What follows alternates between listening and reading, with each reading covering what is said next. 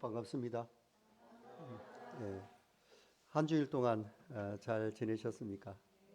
이제는 완연히 예, 가을이 되고 곧 겨울이 올 것 같은 그런 날씨입니다. 오늘은 여러분들과 교제할 이 주제는 성령 강림과 교회의 시작이라는 이런 주제를 가지고 여러분들에게 이제 교제하기를 원합니다. 예.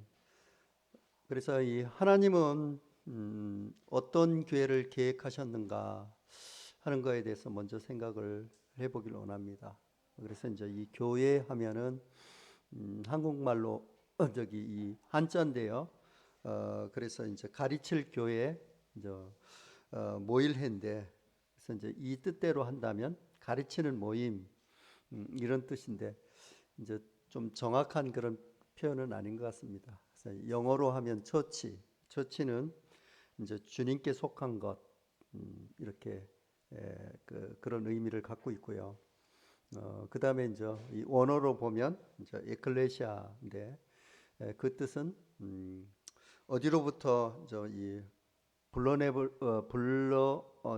입은 이 모임이라는 그런 뜻입니다.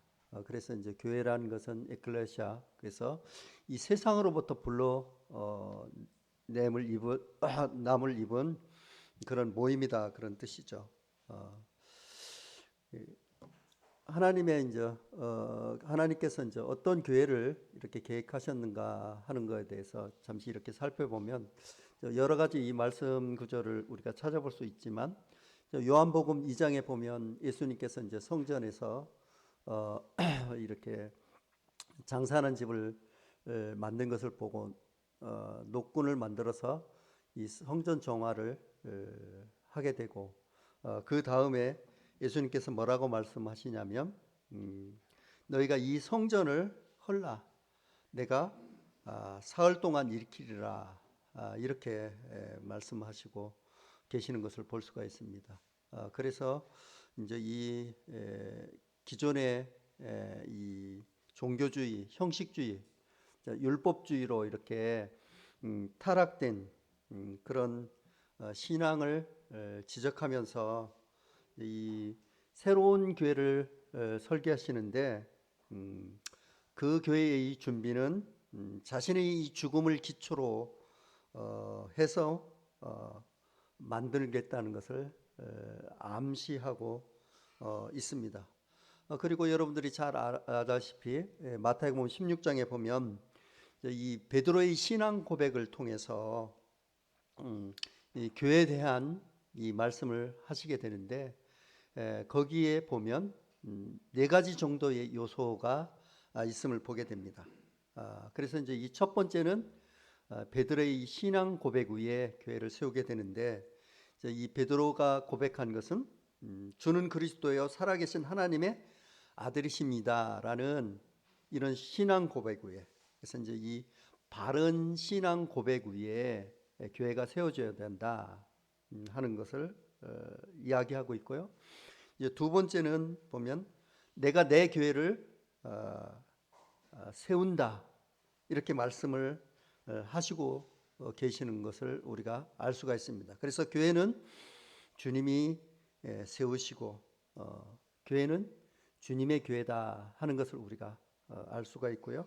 또 이 세 번째로는 음부의 권세가 이기지 못할 것이다, 이렇게 얘기를 하고 있죠. 왜냐하면 이제 예수님께서 십자가의 이 승리를 하셔서 참 사실은 승패가 이제 결정됐기 때문입니다. 그 완성의 이 자리까지 우리가 확보해 가는 그런 과정이다, 이렇게 볼 수가 있고요.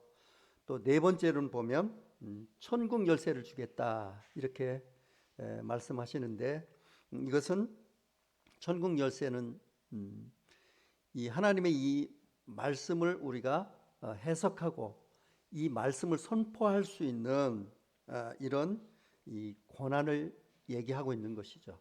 그래서 이 하나님이 계획하신 교회는 3일 만에 그 기존의 이 공간적인 이런 개념의 이 성전을 무너뜨리고 자기가 죽음으로써 다시 부활하심으로써 새로운 교회를 세울 것을 암시했을 뿐만 아니라 베드로를 통해서 이 네 가지 이런 요소의 기초 위에 세워진 교회가 하나님이 계획하신 교회라는 것이죠. 그래서 이것이 이제 이 땅에 세우고자 했던 그리고 구약 시대 때부터 길고 긴 세월을 넘어서 선지자들의 입을 통해서 예언한 교회라고 이렇게 볼 수가 있습니다. 이제 그 교회가 사도행전을 통해서 열리는 그런 벅찬 장면이 나오게 됩니다. 사도행전 2장 1절에서부터 4절 말씀을 보도록 하겠습니다. 사도행전 2장 1절에서 4절 말씀.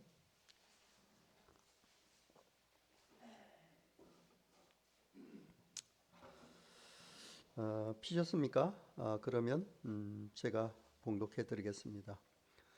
오순절 날이 이미 이름에 그들이 다 같이 한 곳에 모였더니 호련히 하늘로부터 급하고 강한 바람 같은 소리가 있어 그들이 앉은 온 집에 가득하며 마치 불의 혀처럼 갈라지는 것들이 그들에게 보여 각 사람에 하나씩 임하였더니 그들이 다 성령이 충만함을 받고 성령이 말하게 하심을 따라 다른 언어들로 말하기를 시작하니.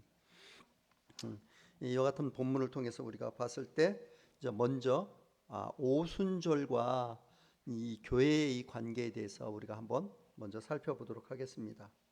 그래서 이제 이 오순절이라는 것은 이제 50일째라는 그런 뜻을 갖고 있습니다.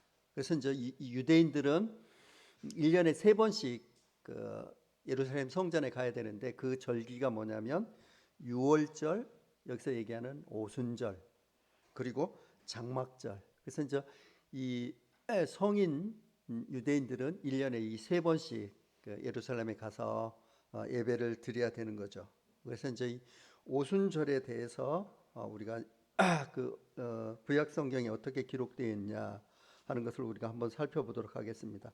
이제 신명기 16장을 한번 보면 신명기 16장 9절에서 10절을 한번 보도록 하겠습니다.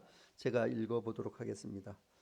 7주를 셀지니 곡식의 낫을 대는 첫날부터 7주를 세어 내 하나님 여호와 앞에 7절을 지키되 내 하나님 여호와께서 내게 복을 주신 대로 내 힘을 헤아려 자원한 예물을 드리고 이렇게 얘기하고 있죠. 그래서 이제 6월절이 시작한 후에 우리가 이제 안식일이 다음 안식일까지 기간은 며칠입니까? 안식일이고 다음 안식일까지 며칠이죠? 예, 일주일 7일이잖아요. 그 안식일이 7번 되는 거예요. 그러면 며칠이에요? 7일이 49, 49일이에요. 그래서 이제 그 안식일이 7번 이렇게 겹치는 그 안식일을 뭐라고 하냐면 이제 큰 안식일이다. 이렇게 얘기해서 그냥 지나갈 수 없기 때문에 하루를 더 합니다. 그러면 우리가 며칠이 되는 거예요? 예, 50일. 그래서 이제 이 50일째다 하는 것이 이제 오순절이라는 것을 우리가 이제 알 수가 있죠. 그래서 이제 6월절로부터 시작해서 이제 50일이 지났을 때 이것을 우리가 보면은 오순절이다. 이렇게 얘기를 하는 거예요. 그래서 이제 이 오순절은 보리나 밀을 수확한 후에 이제 하나님께 첫 열매를 드리는 이제 이 추수감사절 이 성격이기도 합니다. 그래서 우리 그 뭐라고 얘기하냐면 이제 맥추절이다. 우리가 이제 이 맥주는 뭐냐면 맥은 뭐냐면 보리 맥자예요. 그래서 이제 어떤 회사의 음료수에 맥콜이라는 게 있었잖아요. 그래서 이제 이 보리라는 것을 의미해요. 그래서 이제 이 오순절은 우리가 안식일이 7번 지나갔다 해서 이제 칠칠절이라고도 하고, 지금같이 이제 하나님께 첫 열매를 드리는 이 감사절이기 때문에 맥추절이라고도 하여. 그리고 이제 민수기 28장 26절에 보면 첫 열매의 날로 이렇게 이 표현을 하게 됩니다. 그래서 이제 오순절, 실칠절, 맥추절, 첫 열매를 드린 날은 다 같은 날에 다른 표현입니다. 그래서 이제 유대에서는 이제 밀추수가 끝날 때 이제 추수감사를 즐기는 이런 축제일이고요. 이 6월절 기간에는 이제 이 보리떡 이를 소제를 드린 후에 50일이 된 후에 이 여기서 얘기하는 오순절, 칠칠절, 맥추절 이와 같은 이 절기가 따라옵니다. 그래서 이제 6월절은 우리가 잘 알다시피 어린 양의 이 죽음을 예표하는 출애굽을 의미하고요.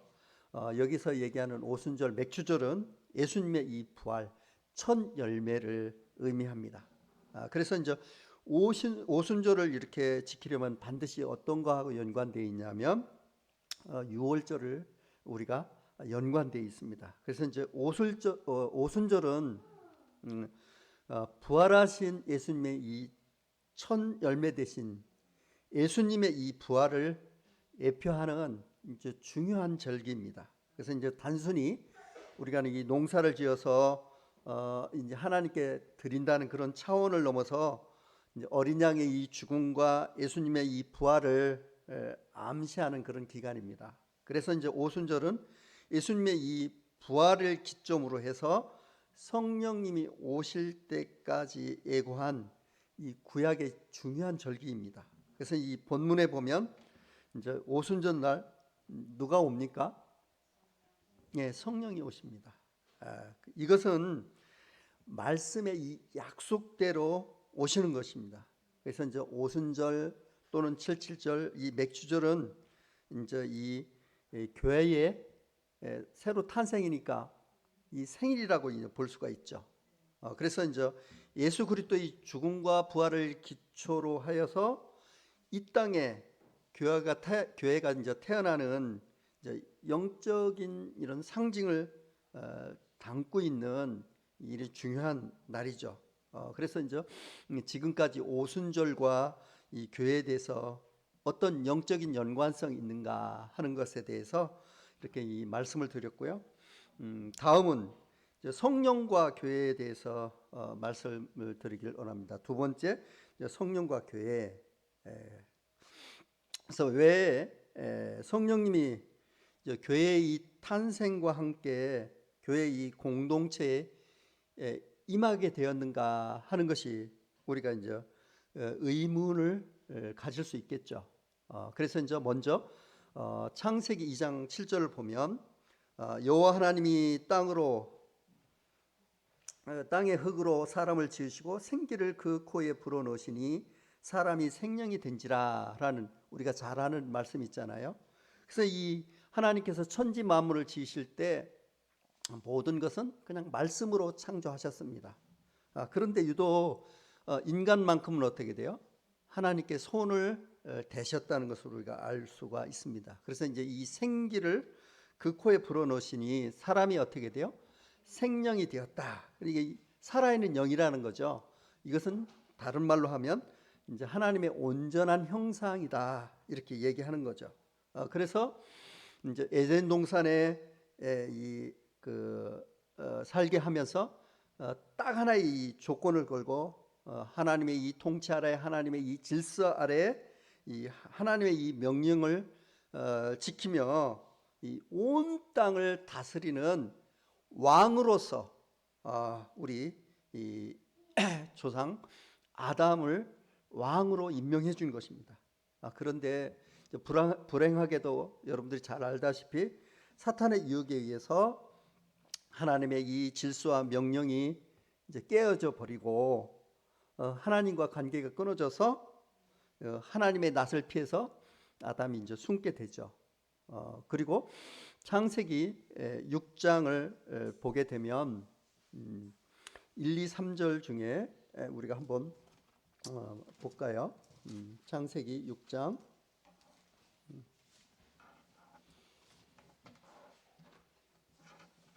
1절에서부터 3절 한번 보면, 사람이 땅 위에 번성하기 시작할 때 그들에게서 딸들이 나니 하나님의 아들들이 사람의 딸의 아름다움을 보고 자기들이 좋아하는 모든 여자를 아내로 삼으니, 여호와께서 이르시되 나의 영혼이 영원히 사람과 함께하지 아니하시리니 이는 그들이 육신이 됨이라. 그러나 그들의 날은 120년이 되리라 하시니라. 그래서 여기에서 보게 되면 나의 영이 영원히 사람과 함께 하지 아니하리라. 그래서 그 결과가 뭐냐면 그들이 육신이 됨이라라고 이렇게 기록하고 있습니다. 그래서 이제 육신이라는 말은 우리가 단순히 육체가 되었다 하는 그런 말이 아니고요. 이 하나님과 모든 입장에서 대적의 입장에 서는 것입니다. 그래서 이것을 뭐냐면 육신이 되었다고 얘기하는 거죠. 그것은 뭐냐면 하나님과 끊어진 관계가 되는 것이고, 이 하나님과 이 반대되는 모든 개념과 위치에 서 있는 것을 우리는 육체가 되었다. 그래서 그 말은 영적으로 죽었다 하는 것이죠. 그래서 이제 이렇게 영적으로 이 죽은 상태가 이와 같은 상황에서 하나님은 온 우주를 경영하시고 이끌어 가잖아요. 근데 하나님은 인간을 포기하지 않으시고 하나님을 너무 사랑하셔가지고 육신이 되어 하나님과 끊어져 버린 이 인생들을 향해서 요엘 선지자를 통해서 약속을 하시게 됩니다. 그 요엘 선지서를 우리가 보게 되면 2장 27절에서부터 32절까지 이 말씀이 있는데요. 이거를 사도행전 2장에서 베드로가 이것을 인용하게 됩니다. 보시면 2장 16절에 보면, 이는 곧 선지자 요엘을 통하여 말씀하신 것이니 일러스되, 여기서 보면 하나님이 말씀하시기를 말세에 내가 영을 모든 육체에 부어주리니 너희 자녀들은 예언할 것이요 너희 젊은이들은 환상을 보고 너희 늙은이들은 꿈을 꾸리라. 그때 내가 내 영을 내 남종과 여종에게 부어주시려니 그들이 예언할 것이요. 이 하면서 이제 쭉 21절까지 말씀을 하시는 걸 우리가 볼 수가 있습니다.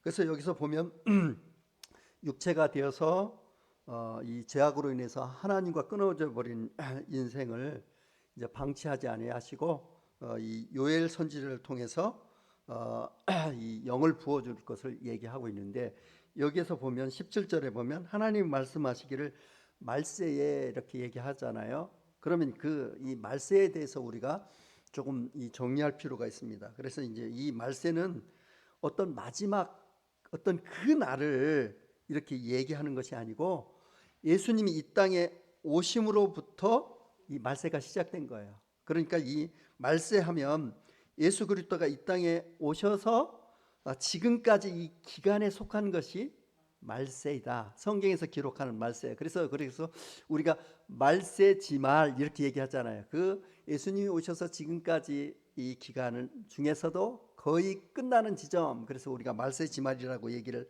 하게 되는 거죠. 그래서 이제 예수님께 오셔서 이제 십자가의 고난을 받으시고 죽으시고, 이제 그와 같은 십자가의 이 죽음을 앞에 두고 예수님은 이 제자들을 향해서 누누이 이 강조한 이 사실이 있는데, 그 강조한 사실은 뭐냐면 내가 하나님께로 올라가야 성령님이 오신다. 그것이 너에게 유익한 것이다. 이렇게 얘기하고, 그리고 그 성령이 오시면 떠나지 않고 너희 속에 내주에서 영원히 거할 것이다. 그러고 나서 예수님이 어떻게 돼? 죽으시고 이제 부활하셨습니다. 그렇죠? 그래서 이제 이 예수님의 이 죽으심과 함께 이제 이 모든 제자들이 어떻게 되었습니까? 완전히 이 절망에 빠졌고, 또 예루살렘은 예수님의 이 제자들을 핍박하고 검거하는 이런 상황에 있었기 때문에 제자들은 어떻게 돼? 두려움에 쌓여가지고 이제 집에서 은둔하게 됩니다. 그럴 때 부활하신 예수님께서 그들을 향해서 나타나시는 이런 장면이 나오는데, 요한복음 앞으로 넘겨서 20장을 한번 보도록 하겠습니다. 20장 20절에서 22절까지 앞으로 몇 장 넘기시면 요한복음 20장 20절에서 22절까지 찾으셨습니까? 여러분 같이 봉독을 하도록 하겠습니다. 시작. 이 말씀을 하시고 손과 옆구를 보이시니 제자들이 주를 보고 기뻐하더라. 예수께서 또 이르시되 너에게 평강이 있을지어다. 아버지께서 나를 보내신 것 같이 나도 너희를 보내노라. 이 말씀을 하시고 그들을 향하여 숨을 내쉬며 이르시되 성령을 받으라.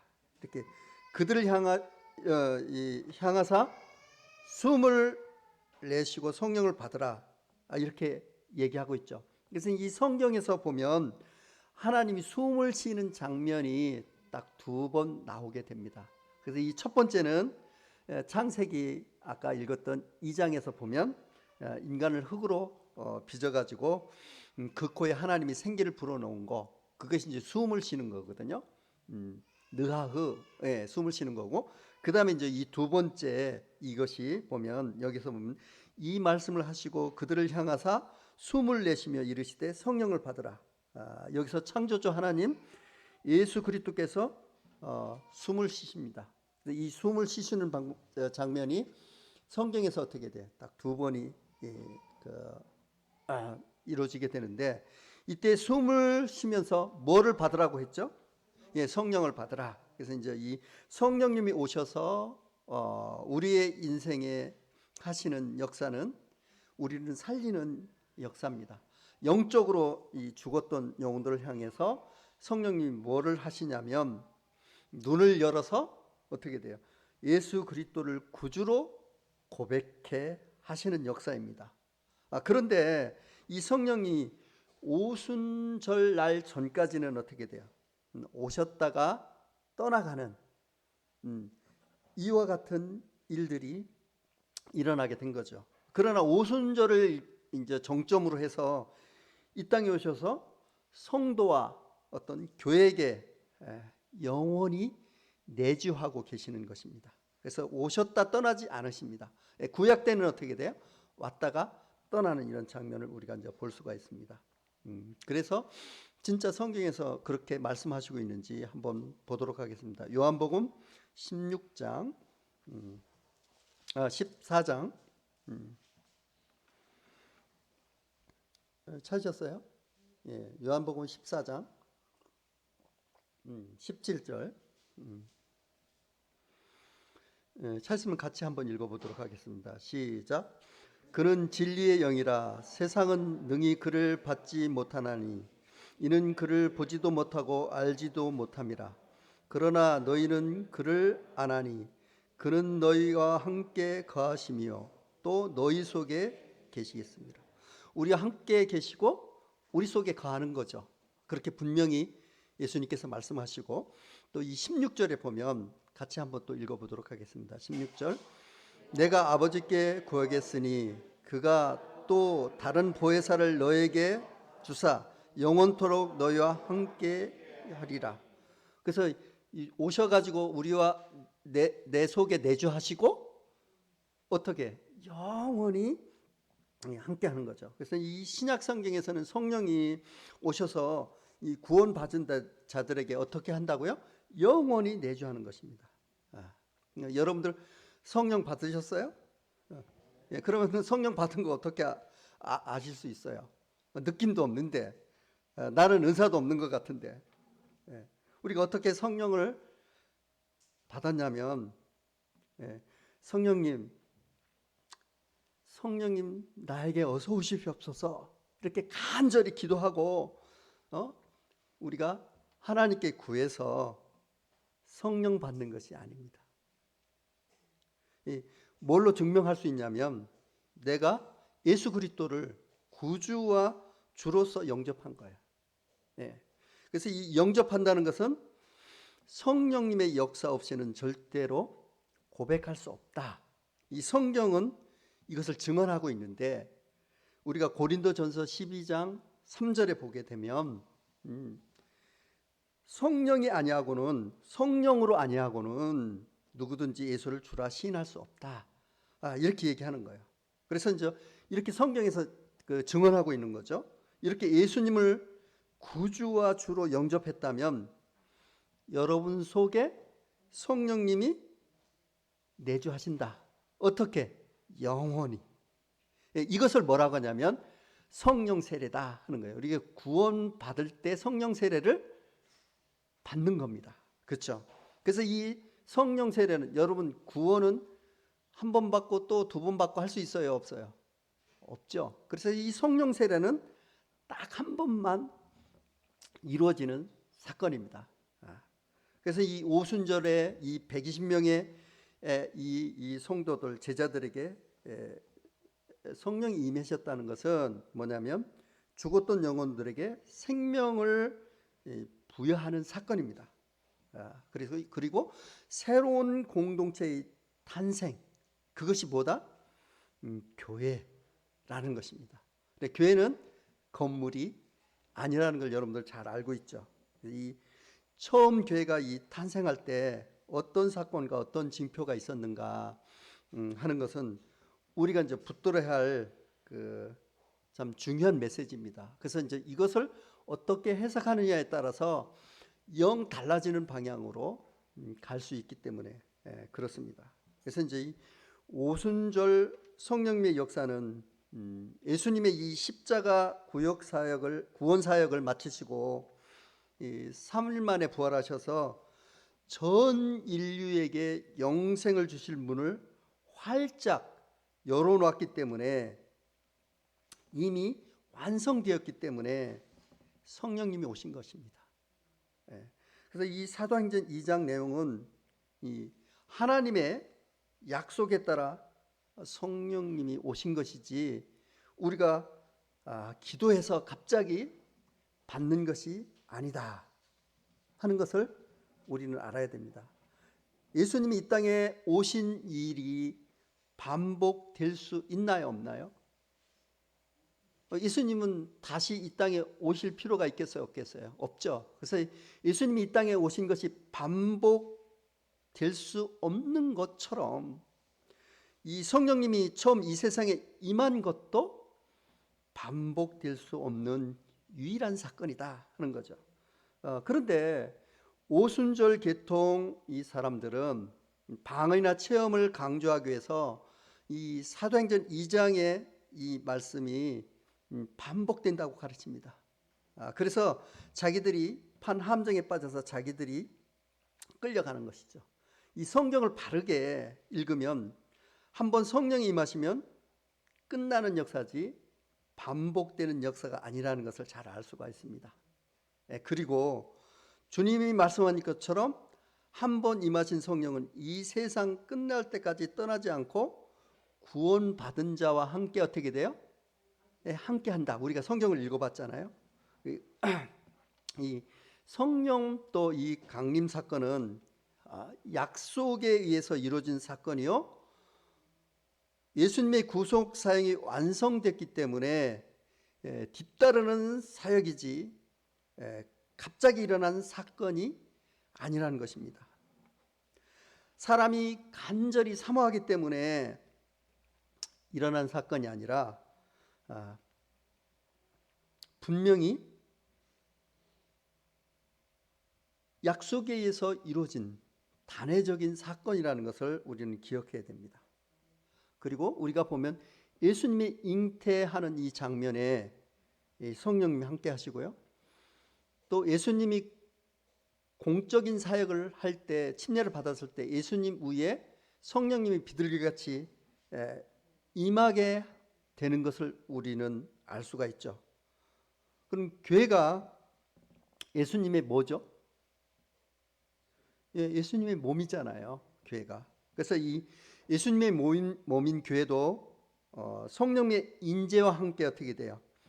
시작됩니다. 이 성령의 역사는 이 생명의 역사로, 성령이 없으면 교회를 태동할 수가 없어요. 그래서 이제 우리가 예수님에 대해서만 집중하지만 예수님과 같이 역사하시는 분, 이 성령인 거예요. 언제 우리가 성령이 세례를 받았습니까? 예수님을 믿었을 때. 언제 우리가 예수님의 이 몸인 교회에 한 몸으로 연합되었습니까? 예수님을 믿고 성령 세례를 받았을 때. 이 성령 세례를 받았다는 것은 의식적으로 알 수도 있고 또 무의식적으로 알지 못할 수도 있습니다. 그러나 의식하든 의식하지 않든 그것이 사실이라면 그것이 이루어진 것입니다. 그런데 오순절 계통은 이 방언을 하지 않으면 성령 세례를 안 받았다고 이렇게 주장합니다. 그리고 거기서 얘기하는 이 방언이 성령의 역사인지도 구별할 수 없습니다. 우리가 이 중요한 것은 체험 이전에 하나님의 말씀이라는 것이죠. 나의 느낌 이전에 중요한 것은 나의 믿음인 것입니다.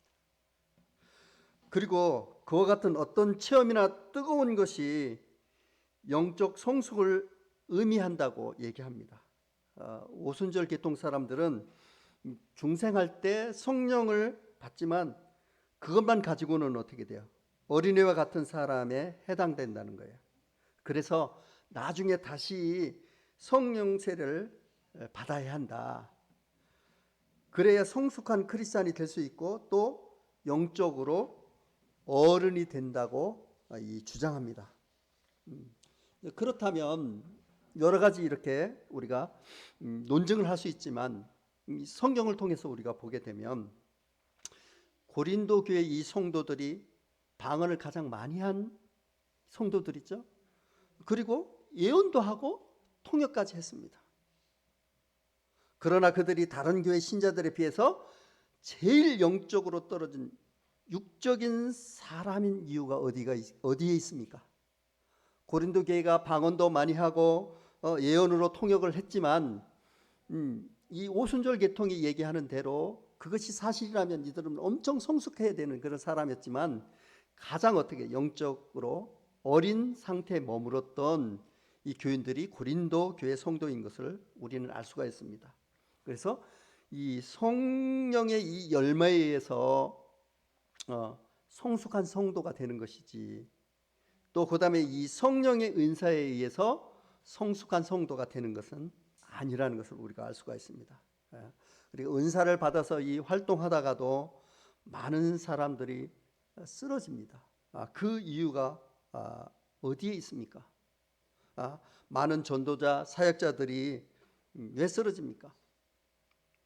은사와 이 성숙은 관련이 없다 하는 것을 우리는 알 수가 있습니다. 또한 오순절 계통 사람들은 뭐라고 얘기하냐면 이제 성령님을 갖다가 이제 파워나 능력 그리고 나타나는 현상으로 잘못 알고 있습니다. 그래서 이 내 욕망이 게재된 목적을 이끄는 삶을 추구하게 됩니다. 성령님은 하나님이십니다. 그리고 인격적인 분이십니다.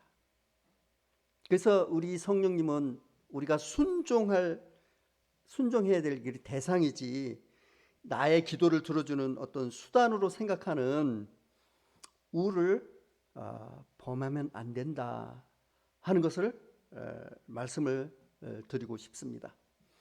그래서 이 사도행전 2장에 관해서 정확한 우리가 해석을 하는 것이 굉장히 중요하다. 자, 2장으로 돌아와서 보면 2절을 보도록 하겠습니다.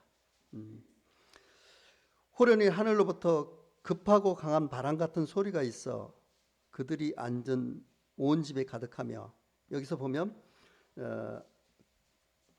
급하고 강한 바람입니까? 바람 같은 소리입니까? 예, 바람 같은 소리입니다. 그래서 이제 여기 이 소리에 대해서 우리가 살펴보면, 여러분들이 열왕기상 19장에 보게 되면 엘리야가 바알 선지자들과 이 대적을 해서 바알 선지자들을 다 죽이는 이런 역사를 보게 됩니다. 그와 같은 승리를 이끌었지만 이세벨의 그 우여 한마디에 엘리야는 혼비백산에서 광야에 들어가 가지고 노뎀나무 아래서 하나님 앞에 나 이제 됐으니까 저를 데려가세요. 이 죽기를 간구하는 장면이 나오게 됩니다. 그래서 이제 천사가 어루만지면서 떡과 물을 주고, 또 천사가 어루만지면서 떡과 물을 줘서 이 힘을 이렇게 나도록 회복시켜줘서 엘리야가 40일 동안 걸어서 호렙산 이 굴 속에 들어가게 됩니다. 그 굴 속에 들어갔을 때 하나님이 보면 큰 바람으로 지나갔지만 거기에 하나님이 계시지 않고, 또 큰 지진이 일어났지만 그 속에도 하나님이 계시지 않고, 또 큰 불 가운데 임했지만 그곳에서 하나님이 함께하지 않았어요. 그런데 마지막에 보면 이 미세한 소리에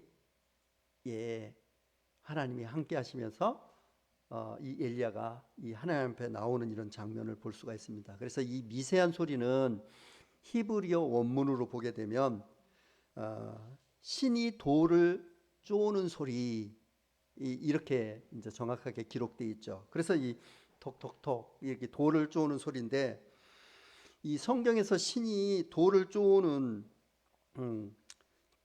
또 글을 쓰는 이 장면이 어디 나옵니까? 바로 이 호렙산에서 모세가 백성을 위해서 십계명을 받을 때 하나님께서 어떻게 돼? 그 돌판에 손소 글을 써주십니다. 그렇죠? 그래서 왜 엘리야에게 모세에게 주었던 이 광경을 연상케 하는 사인으로서 이 소리 가운데 임했을까요? 그 의미는 무엇일까? 하나님께서는 엘리야야 이렇게 부르시면서 그 능력과 기도가 나타나면 세상이 내 앞에 굴복할 줄 알았지. 아니다. 너는 다시 정신 차리고 모세에게 주어졌던 말씀의 이 전통 앞으로 돌아가라. 그것이 엘리야에게 명하신 사인이 아니었나 이렇게 생각됩니다. 오늘날 성령이 강림하시면 이렇게 급하고 강한 바람 같은 소리가 있다. 그 소리가 여기에서 보게 되면 뭐예요? 하나님의 말씀을 얘기한다는 것을 알 수가 있습니다. 하나님의 이 말씀은 교회의 축을 이루고 있습니다. 이 만약 축을 이루고 있는 이 축이 흔들리거나 잘못됐을 때 이 바퀴는 정상적으로 돌아갈 수 없는 것입니다. 그래서 이 교회는 말씀에 의해서 지배되고 말씀에 의해서 통제되어야 된다는 것을 우리는 알 수가 있습니다. 3절에 보면 마치 불의 혀처럼 갈라지는 것들이 그들에게 보여 각 사람 위에 하나씩 임하였더니, 여기도 보면 불이 아니고 불의 혀처럼 이렇게 얘기하고 있죠. 그래서 이 사실은 이제 이 불은 하나님의 임재를 나타내는 것인데, 이제 이 모세가 하나님의 쓰임을 받기 위해서 40년 동안 광야 이 생활을 접고 이제 이 호렙산 떨기나무 아래에서 불꽃 가운데 하나님이 임하시는 걸 우리가 볼 수가 있잖아요. 그래서 이제 이 불은 하나님의 임재, 이것을 알 수가 있죠. 그래서 이제 이 말씀이 올바르게 선포되고 적용되기 위해서는 무엇이 필요하냐면 이 누가 내주해야 되냐면 성령님이 내주해야 되는 거예요. 그래서 이제 이 말씀과 성령은 어떻게 돼? 늘 같이 따라다녀야 됩니다. 그래서 이제 너무 말씀만 강조하면 마치 기름치지 않은 기계를 돌리는 것 같이 문제가 있고요. 또 이 성령만 강조한다면 은사주에 빠지는 이와 같은 우를 범하게 되는 거죠. 그래서 이 말씀과 이 성령은 함께 가는 것입니다. 우리가 한번 그 말씀을 통해서 한번 찾아보도록 하겠습니다. 요한복음 16장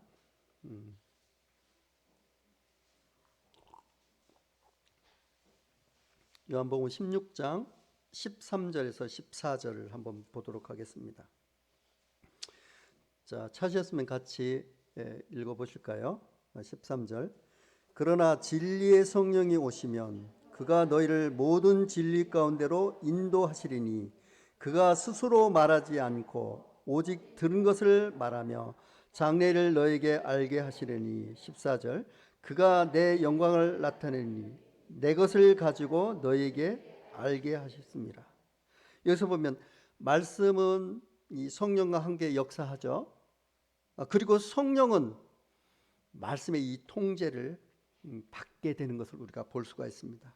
그래서 이 세상에 드러낸 이제 이 교회의 특징, 예수님의 이 설계대로 드러난 교회의 특징은 첫 번째 뭐냐면 말씀이 충만하다. 두 번째는 뭐냐면 성령님이 임재하셨다 하는 것을 우리가 알 수가 있습니다. 그래서 이 4절에 보면 그들이 다 성령이 충만함을 받고 성령이 말하게 하심을 따라 다른 언어들로 말하기 시작하니, 그래서 사도들이 누구의 말하심을 따랐다고 여기 기록하고 있어요? 예, 성령의 말하심을 따라 말했다는 거죠. 그래서 이 자의적으로 말하는 것이 아니라 성령님의 말하심을 따라 얘기한 거죠. 이 성령님의 이 말하심을 따라 설교 방식을 통해서 복음이 선포되기 시작할 때 이때 어떤 일이 벌어졌는가? 놀라운 일이 벌어졌습니다. 5절에서 8절까지 한번 보도록 하겠습니다. 자, 같이 한번 읽어볼까요? 시작. 그때 경건한 유대인들이 천하 각국으로부터 와서 예루살렘에 머물렀더니 이 소리가 나매 큰 무리가 모여 각각 자기의 방언으로 제자들이 말하는 것을 듣고 소동하여 다 놀라 신기하게 여겨 이르되, 보라, 이 말하는 사람들이 다 갈릴리 사람이 아니냐? 우리가 우리 각 사람이 난 곳 방언으로 듣게 되는 것이 어찌 됨이냐? 이렇게 얘기하고 있죠. 그래서 이제 여기서 보면 예를 들면 제가 지금 한국말로 지금 이렇게 설교를 해요. 그런데 여기에 있는 사람들이 뭐 아프리카에 있는 사람도 있고 동남아시아에 있는 사람도 있고 미국에 있는 사람도 있고 유럽에 온 사람들이 있는데 통역 없이 어떻게 돼? 자기 나라의 말로 어떻게 돼요? 태어난 곳에 이 말로 알아듣는 거예요. 그래서 이 8절에 보면 우리가 우리 각 사람이 난 곳 방언 나오잖아요. 난 곳 방언. 그래서 이제 태어난 곳의 언어로 이렇게 얘기한 거예요. 그래서 이제 여기서 이 방언은 알 수 없는 소리가 아니에요. 막 이렇게 알 수 없는 소리로 지저귀는 그런 잡다한 소리가 아니고 어떻게 돼요? 난곡 방언. 그래서 정확하게 어떻게 돼요? 그 태어난 곳의 그 모국어로 얘기하고 있다는 거죠. 그래서 이와 같은 일들이 벌어진 거예요. 그래서 뭐가 이루어졌냐 하면 모든 사람이 언어가 다르지만 이와 같은 방언을 통해서 소통이 이루어진 거예요. 소통. 그래서 우리 교회 안에서 성령님이 함께하면 소통이 이루어지고, 그 소통이 이루어지면 무엇이 이루어지냐면 하나됨이 이루어지는 거예요. 그리고 이 그림을 보면 어떤 것의 이 역순이라는 것을 알 수가 있습니다. 그 역순은 뭐냐면 바벨탑 사건의 회복입니다. 여러분들이 바벨탑 사건이 왜 면하다고 생각하십니까? 예, 우리가 흩어짐을 면하자. 그래서 다시는 홍수 때와 같이 멸망을 면하자 해서 바벨탑을 어떻게 돼? 쌓기 시작한 거잖아요. 그래서 스스로 멸망을 방지하고 스스로 구원을 얻으려고 도모한 사건이 바벨탑 사건입니다. 이때까지만 해도 언어가 하나였습니다. 그래서 이 바벨이라는 말은 혼잡해 하다 그런 뜻을 갖고 있어요. 그래서 이 하나님께서 이 광경을 보시고 제일 먼저 조치한 것이 뭐냐면 언어를 혼잡하게 한 거예요. 그러니까 다 언어가 통하지 않으니까 어떻게 바벨탑을 쌓을 수가 있겠습니까? 없겠습니까? 없는 거죠. 그래서 이 재미있는 것은 이들이 바벨탑을 쌓고자 한 의도가 흩어짐을 면하자인 것인데, 그런데 창세기 11장은 어떻게 돼요? 흩어져 버리는 것으로 끝나게 됩니다. 그래서 이 말하는 사람끼리 어떻게 돼? 종족이 돼서 뿔뿔이 이제 흩어지게 되는 거예요. 그리고 이제 이 신약으로 넘어오면서 이것이 보면 이제 사도행전 1장 8절에 보면 오직 성령이 너에게 임하시면 너희가 권능을 받고 예루살렘과 유대와 사마리아와 땅 끝까지 이르러 내 증인이 되리라 하시니. 그래서 이 땅 끝까지 이르러 이 말은 뭐예요? 흩어지라 이런 말이잖아요. 그러나 이 흩어짐은 창세기 흩어짐과 다른 의미를 갖고 있습니다. 사마리아 땅 끝까지 이르러 내 증인이 되리라, 내 증인이 되리라 이렇게 얘기하죠. 이것은 회복을 위해서 만 백성들을 어떻게 돼요? 이 교회에 불러 모아야 한다는 거죠. 이것이 뭐냐 하면 바벨탑 사건 이후에 흩어져 부러졌던 사람들을 다시 회복시키는 사건을 얘기하고 있는 것입니다. 이것이 새로 탄생한 그 교회의 첫 번째로 주어지는 임무입니다. 이것이 첫 번째로 주어진 새로운 교회의 임무인 동시에 오늘날 우리에게도 여전히 삶의 이 과제로 던져진 것입니다. 여러분들이 왜 금종교회를 개척했나요? 여기서 얘기하는 증인의 삶을 살기 위해서 흩어졌던 그 무리를 다시 모으는, 죽은 것을 다시 살리는 생명의 역사에 여러분들이 동참하기 위해서 금종교에 모인 것이 아니겠습니까? 그래서 이 새롭게 시작되는 이 오순절 강림을 통해서 생겨난 이 교회는 첫 번째로 어떻게 돼요? 하나님의 말씀이 임했다는 것입니다. 우리가 이 교회를 바라보면 사람들이 힘이 없습니다. 그래서 교회에서 뭐라고 했냐면 이 성도들이 삶에 변화하지 않는 것, 성도들의 이 삶이 문제라고 얘기합니다. 사실은 이 삶의 문제가 아닙니다. 이 삶의 이 문제라기보다는 하나님의 이 말씀이 성도들이 그 전 인격 속에, 심령 속에 제대로 심기지 않는 것이 문제인 것입니다. 이것이 제대로 열리고 마음속에 제대로 들어가면 삶이 따라갈 수밖에 없는 것입니다. 우리의 이 삶의 문제는 성도들이 가슴속에 살아있고 좌우의 날선 공과 같이 능력 있는 하나님 말씀이 제대로 우리 마음속에 들어가게 되면 우리가 변화받지 않을 수 없는 것입니다.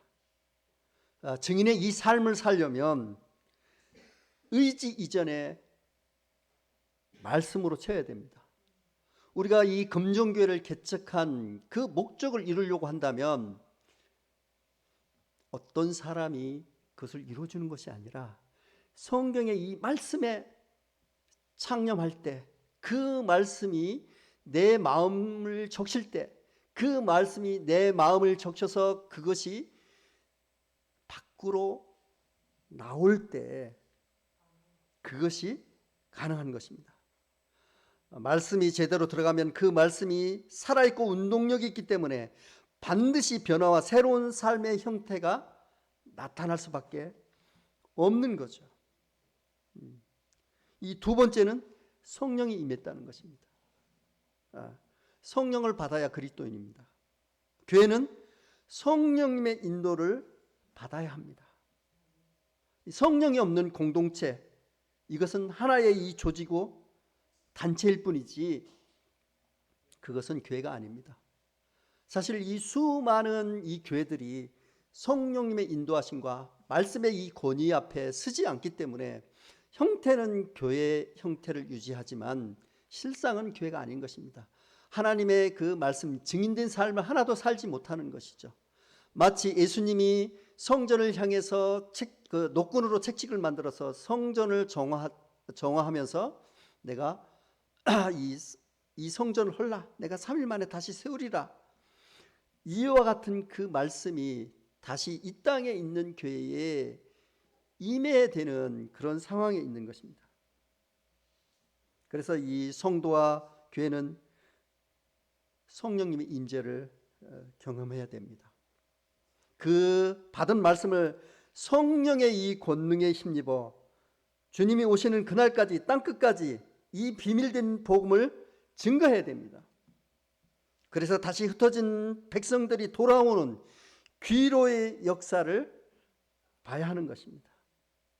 이것이 금정교회에 모인 우리들의 목적인 것입니다.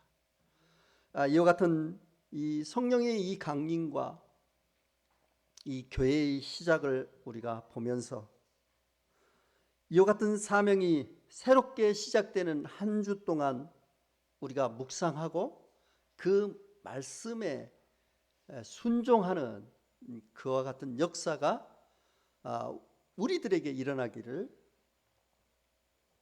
기대하며 말씀을 마치겠습니다. 기도하겠습니다. 하나님 아버지 감사합니다. 참 성령님이 이 땅에 오시지 않았다면 저희들이 어떻게 성경의 이 말씀을 믿을 수 있고 또 예수님께서 십자가에 이 사역이 나와 무슨 상관이 있으며 그 부활하신 주님을 나의 소망으로 삼고 인생의 광야길을 걸어갈 수 있겠습니까? 주님께서 성령을 보내주셔서 참 죄에 대해서, 의에 대해서, 심판에 대해서 알게 하시고 우리 마음속에 내주하셔서 영원히 함께하는 그 성령님이 우리가 때로는 육적인 그와 같은 성품이 있어서 성령님이 고통 중에 있지만 우리와 함께 하면서 협력하기를 원하시는 이와 같은 사실을 이 시간 기억하게 됩니다. 성령과 협력은 말씀에 대한 순종인 것을 알게 하시니 감사합니다. 땅끝까지 증인되는 그와 같은 이 삶을 말씀을 기초로 해서 성령님의 이 도우심으로 권능을 받아서 우리가 말씀을 선포하는 자 되게 도와주시고 성령이 한 마음에 있음으로 인해서 금정교회 성도들이 한 마음이 되게 하여 주시옵소서. 이 모든 말씀 우리 주 예수 그리스도의 이름으로 기도드리옵나이다. 아멘. 네, 감사합니다.